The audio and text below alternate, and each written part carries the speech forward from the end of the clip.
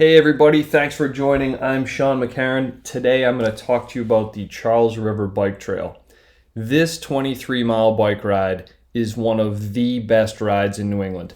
If you're looking for a good ride just to show up, pound it out and go home, that's fine. This ride is for you. However, you are missing out if you are doing that. This ride is oozing charm and history like only Boston can deliver. I am going to give you all the hints so you can turn your ride into all-day fun, and will keep you coming back over and over to do this ride multiple times. There is food, treats, beer gardens, actual historic gardens, prestigious colleges, gorgeous boathouses. There is tons for everybody. Let's go. Welcome to Moody Street, Waltham. If you're doing the full ride, this is both the start and the finish for you. Moody Street is hoppin'. It's a blue-collar area with 26 very affordable restaurants, all within a stone's throw. If you're looking for something a little bit more upscale, my suggestion is Gustazo's. I personally love Cuban food, and the food here is absolutely amazing. The plate sizes are small, and that's great because when you look at the menu, you are going to want to eat everything that is on it. They have great outdoor seating, but they also have some really nice indoor spaces for you to hang out. Finally, my last hint for Waltham is to make sure you save some time to take a walk along the river. It's a beautiful space. There's plenty of room to sit and soak in some sun and do some people watching. All right, it's time to get our ride going.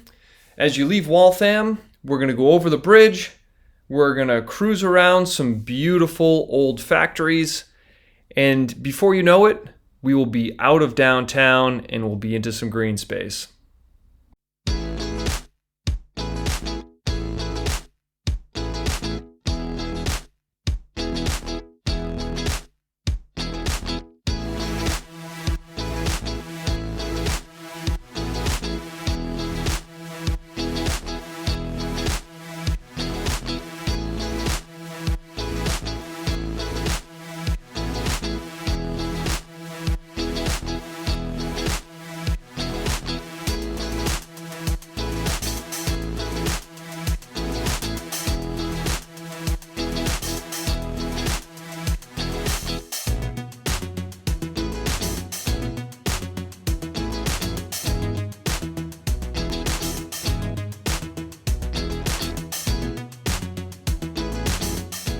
About a mile into the ride, you hit some packed dirt. I had no issues navigating this with my road bike. In fact, it was one of the more fun parts of the ride.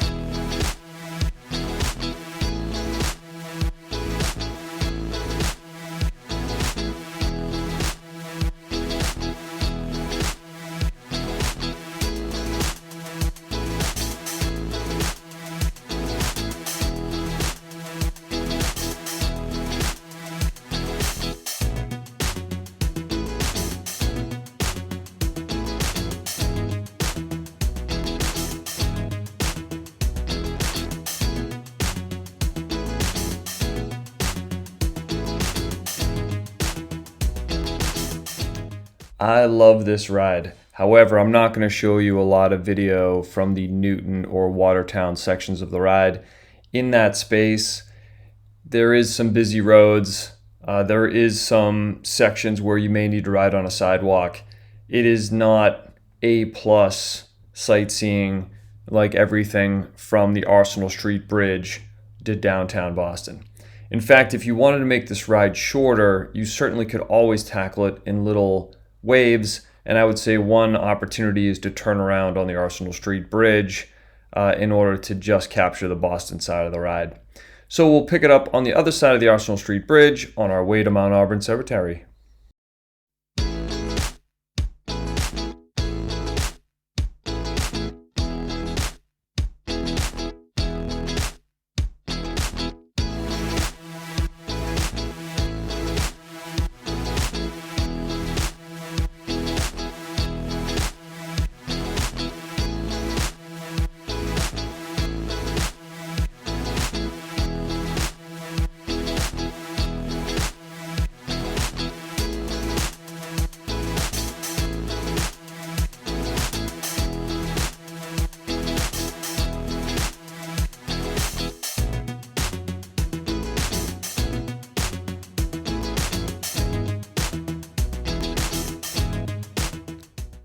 Arriving at Mount Auburn, come in the entrance, and there's a place where you can lock up your bike over on the right.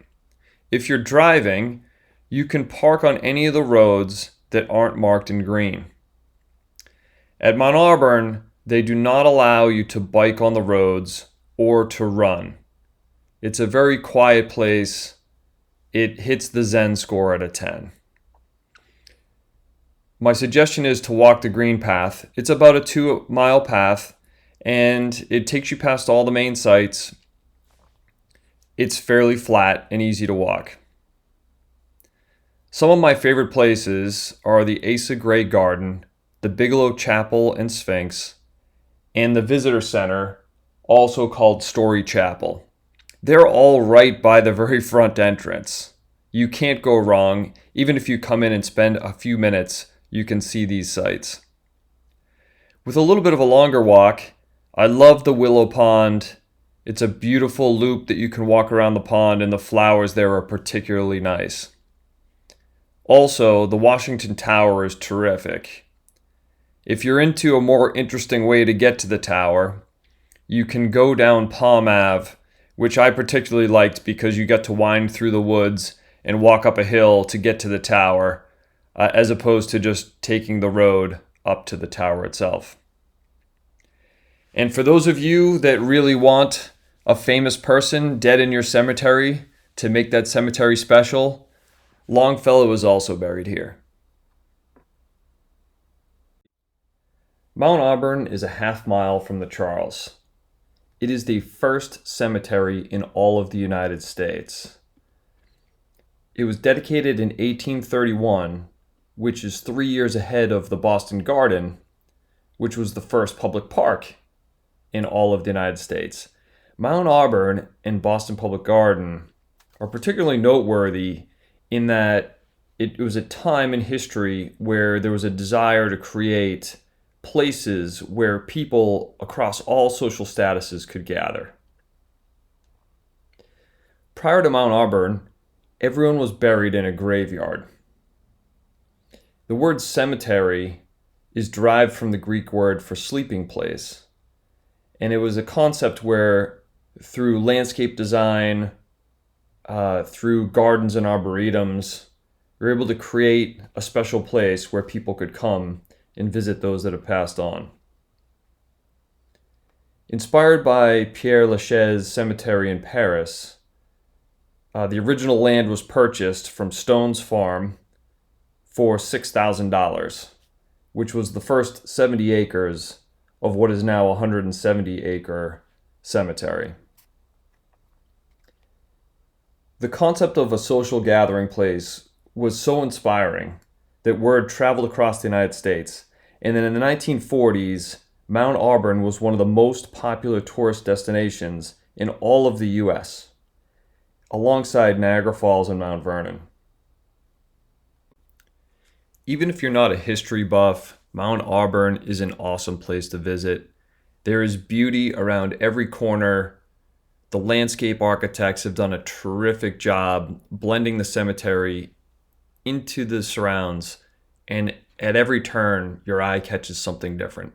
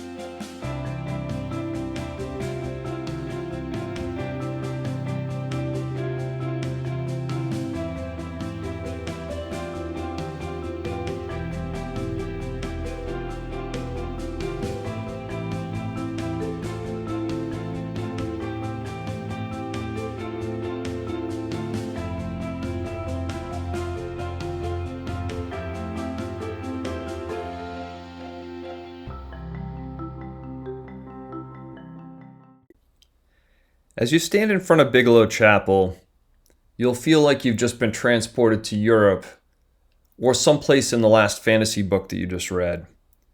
It was built in the 1840s in a Gothic style. The stained glass in the windows was imported from Edinburgh, Scotland. The original intention was for the funeral services to support the cemetery. It seats 75 guests. Now it hosts many functions. Just outside the chapel is the Sphinx.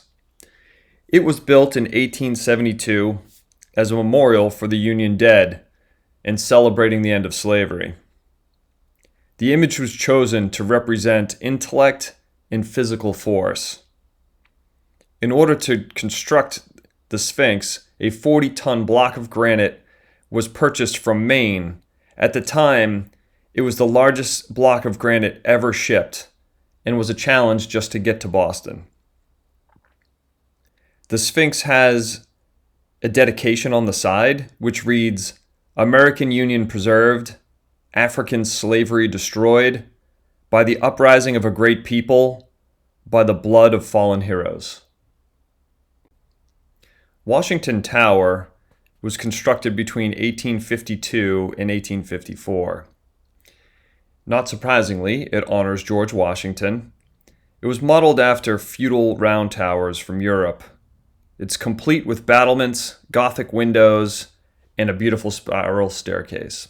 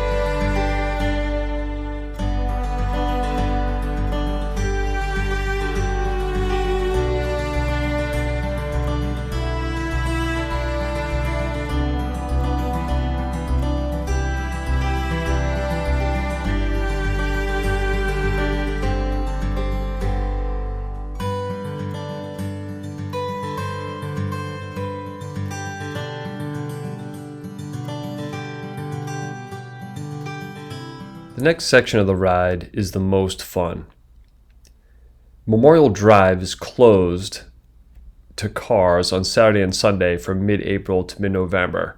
You're going to love biking right down the middle of the street. You're going to go past Harvard. You're going to go past MIT. You're going to have unbelievable views of Boston. My suggestion is, rather than go all the way to the Museum of Science, cut over Longfellow Bridge. As you go over the bridge, Boston just opens up in front of you with every pedal.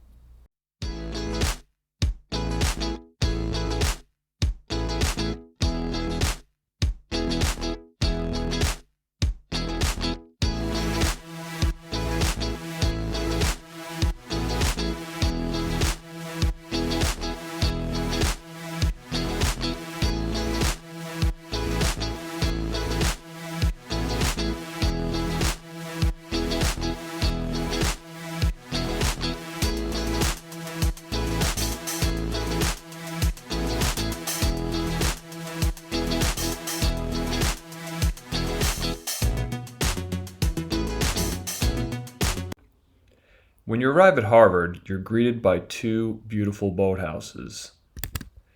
The Weld Boathouse was first built in 1889. The Newell Boathouse was built in 1900. The Newell Boathouse is interesting in that Harvard gave the Commonwealth of Massachusetts 46 acres of land, including this building. And what Massachusetts gave back to Harvard was the right to use the boathouse for $1 a year for a lease that runs for 1,000 years. And after that 1,000 years, Harvard has the ability to renew the lease for a further 1,000 years. Someone at Harvard might be a little smart. In total, the boathouses add a ton of character and energy to the Charles River. No time is more energetic other than the 2-day Head of the Charles race in October. The race was first done in 1965, and it's the largest in the world. There's over 11,000 athletes and almost 500,000 spectators. Head races, which originated in England, are time trials on a 3-mile course. Head of the Thames in London and Head of Yarra in Melbourne are two other popular head races. If you want to catch a little of the action of the Head of the Charles in October, the race starts around De Wolf Boathouse at BU, and it races past Harvard. The halfway point is the Weld Boathouse, and it finishes just past the Cambridge Boat Club. All right, let's get into Harvard Square.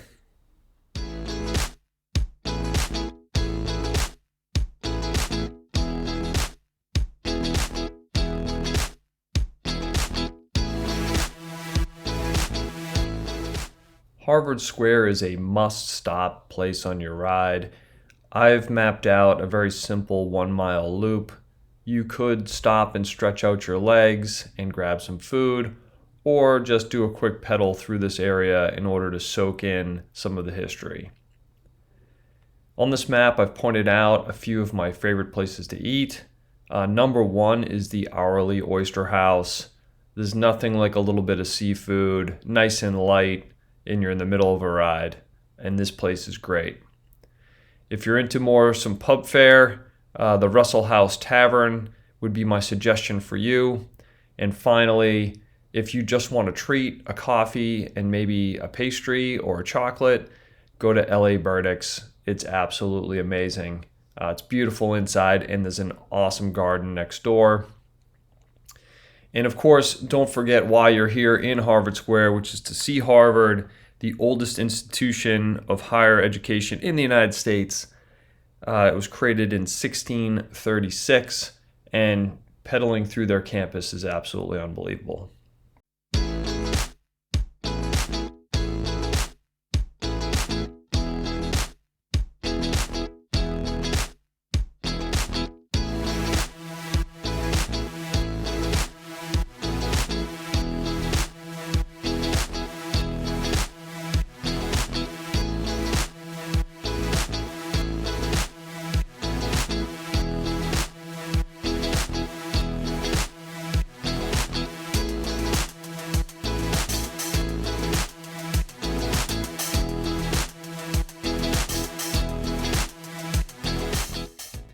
The statue of John Harvard is also called the Sculpture of Three Lies. It says founder in 1638 on the base of the statue.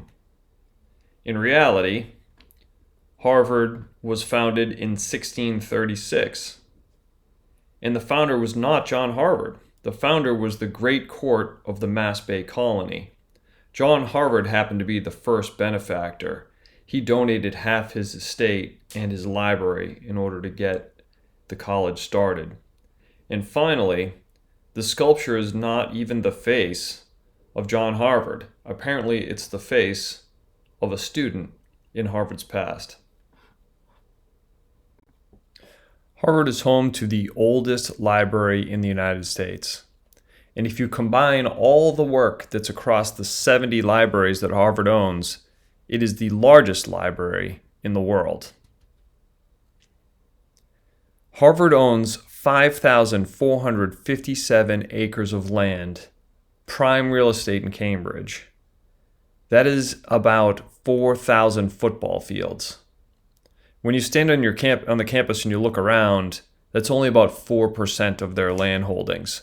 They own most of Harvard Square, and if you think Harvard's beautiful, you're right, and Harvard's doing pretty well. Harvard's endowment is currently $40.9 billion as of 2021. Harvard's also doing a pretty good job of producing successful graduates. If you just look at presidents, they've produced 8 of them, including John Adams, John Quincy Adams, Theodore Roosevelt, Franklin Roosevelt, JFK, George W. Bush, Rutherford Hayes, and Barack Obama. All this touring's got me hungry. Let's get some food.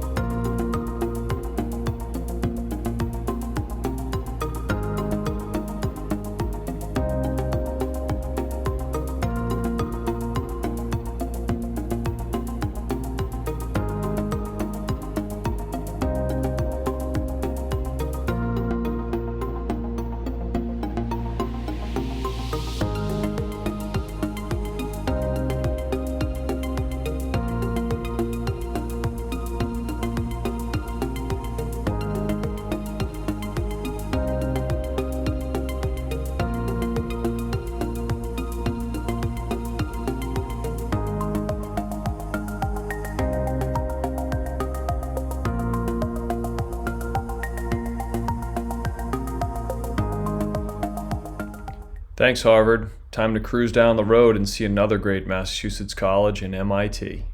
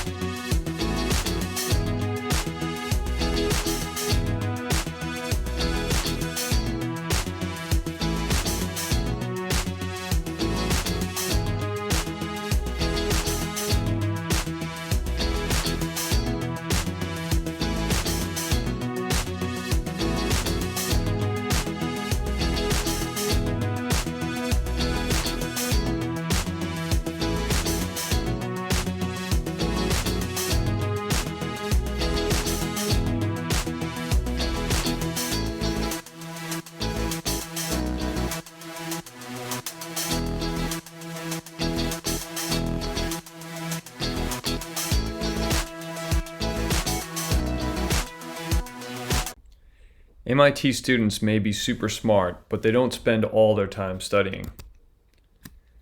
Back in 1926, MIT students took the large part of a car apart and reconstructed it on the top of a dorm roof. 2 years later, in 1928, they got an entire cow alive to the top of one of their dorm roofs. At that point, the MIT prank was born. And year after year, there were goals to make the prank even better and better. Some of my favorites were in 1982, MIT buried a weather balloon in the middle of Harvard Stadium and inflated it in the middle of the Harvard-Yale football game. It had large letters saying MIT on top of it. In 1999, MIT students decorated their dome to look like R2-D2. In 2009, they built a replica MBTA train complete with solar energy that rode around the top of the dome. And in 2012, they turned the green building into a working Tetris game. The MIT riverfront has unbelievable views of Boston. But let's get this ride going. We'll get over the Longfellow Bridge and we'll get out of Cambridge and into Boston.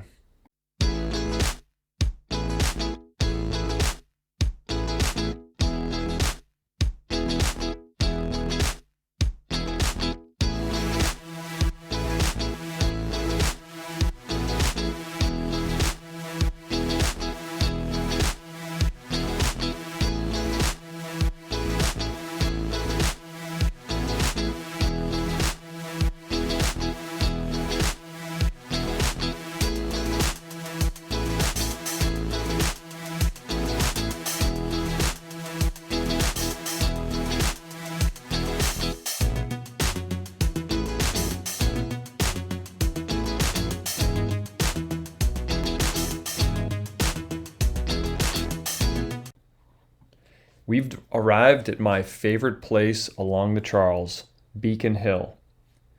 Beacon Hill is named after a wooden beacon that sat on the hill and warned about fire or attack. Well, it's come a long way since then. This historic neighborhood is absolutely gorgeous. We're going to start by going to Clink. This is the bar at the Liberty Hotel. The building was once a jailhouse and has been renovated, and it's gorgeous. Then we're going to walk down Charles Street. Charles Street is chock full of boutiques, restaurants, charming narrow cobblestone streets, gas lamps, and federal-style row houses. And the row houses don't get any better than Mount Vernon Street, which is where some of the oldest historic mansions were built. A site you can't miss is the Liberty Hotel. Architects did an unbelievable job in 1990 of refurbishing the Charles Street Jail. This jail was housing inmates for 139 years. It had famous inmates such as Sacco and Vanzetti, Malcolm X, the men behind the Brinks robbery of the North End. It housed female suffragettes who interrupted a Woodrow Wilson speech. And it had Germans that were captured in a U-boat from World War II. The jail was architected by Ridley J.F. Bryant in 1851. Bryant was an expert with the granite style of architecture. Bryant worked closely with Louis Dwight to build a humane prison. The focus was on rehab and providing fresh air and views that would allow one to be better. The construction has a 90-foot atrium. It housed 220 cells. The cells were 8 foot by 10 foot. Ultimately, in 1973, there was an inmate revolt and the jail was shut down. An interesting story is about James Michael Curley. He ran for the Democratic primary and won while serving time at Charles Street Jail. Curley was in jail for fraud. He took a mail carrier exam for a friend. At the time, there was a belief that the civil service exam that was required for mail carriers was too tough. The people believed in Michael, They showed up in the hundreds and protested on his behalf. Ultimately, after success in office, he served 4 times as Boston's mayor, 2 times in Congress, and 1 time as the governor.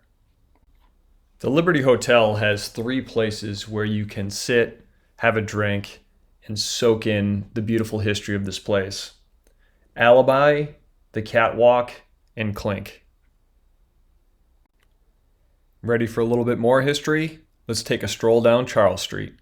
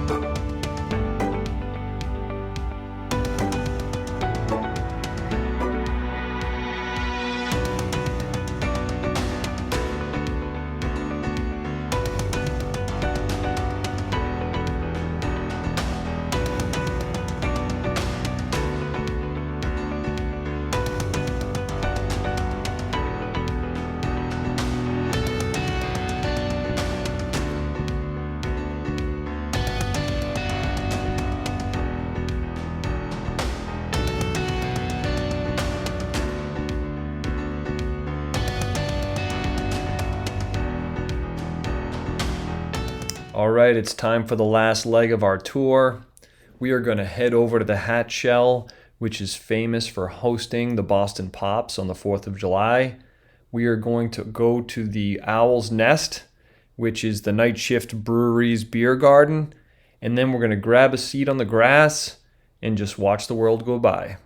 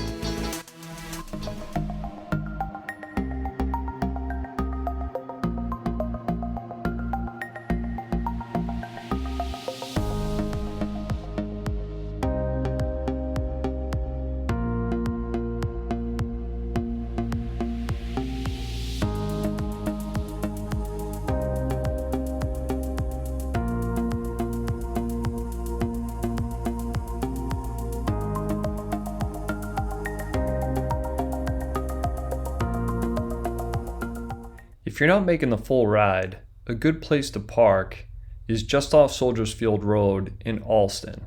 There's 2 parking lots. They house a ton of cars and parking is free. There's also a second Owl's Nest beer garden there.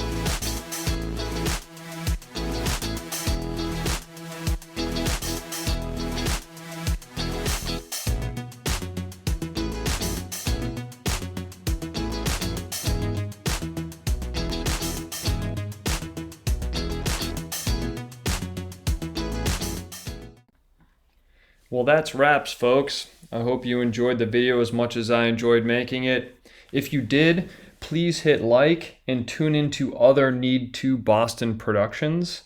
Life is short, work hard, and play hard. Be well, my friends.